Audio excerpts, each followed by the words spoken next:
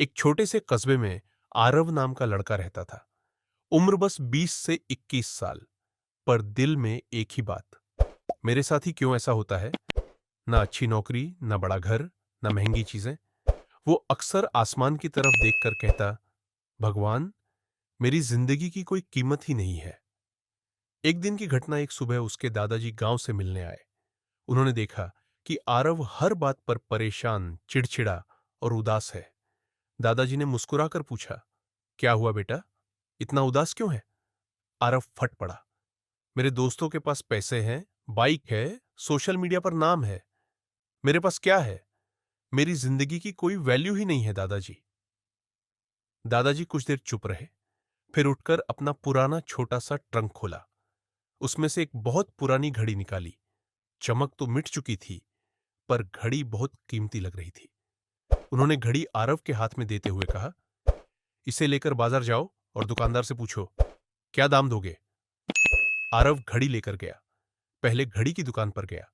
दुकानदार ने घड़ी देखी और बोला, बहुत पुरानी है, घिसी हुई है, ज्यादा से ज्यादा 500 रुपए दे सकता हूं। आरव ने लौटकर दादाजी को बताया। दादाजी बोले, ठीक है, अब इसे शहर के उस बड़े मॉल में ले जाओ जहां ब्रांडेड चीजें बिकती हैं, वही पूछो। वहां एक शोरूम में घड़ी विशेषज्ञ ने घड़ी देखते ही आंखों पर चश्मा ठीक किया और ध्यान से उसे देखा। फिर मुस्कुराकर बोला, अरे, ये तो बहुत रेयर एंटीक पीस है। मैं इसके 50,000 रुपए देने को तैयार हूं, अगर आप बेचना चाहो तो। आरव के होश उड़ गए। वो भागता हुआ दादाजी के पास वापस आया और सारी बात बताई। दादाजी ने शांत स्वर में कहा, देखा बेटा, घड़ी वही थी, पर किसी की नजर में उसकी कीमत 500 थी और किसी के लिए 50,000। घड़ी बदली नहीं, जगह और समझ बदल गई। फिर उन्होंने आरव के कंधे पर हाथ रखकर कहा, जिंदगी भी ऐसी ही है। अगर तुम खुद को उन लोगों के बीच तौलोगे जो सिर्फ पैसे, चीजों और दिखावे से इंसान की कीमत देखते हैं, तो तुम्हें लगेगा कि तुम कम हो।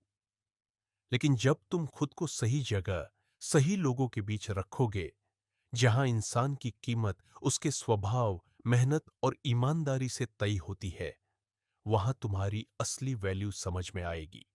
उस दिन के बाद आरव ने शिकायत करना छोड़ दिया।